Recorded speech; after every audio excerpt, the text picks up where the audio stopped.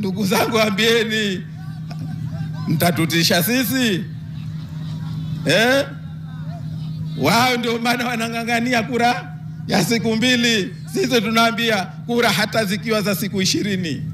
Nadhani nyinyi ni mashuhuda. Kuna mmoja miongoni wa mwenyekiti wa vigenge vya vyama vya siasa amewahi kuwaambia wananchi kwamba watakapokwenda kupiga kura tarehe 28, kura ya awali, na nyie nendeni.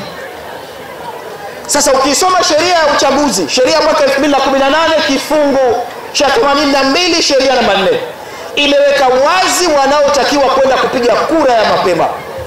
Wametajwa watu wanaotakiwa kwenda kupiga kura ya mapema.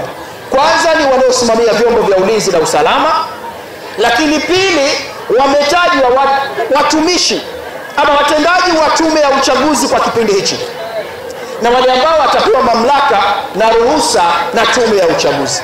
Sasa wewe usiyehusika ukisema unakwenda kupiga kura tarehe 28, maana yake unakwenda kutengeneza ugomvi.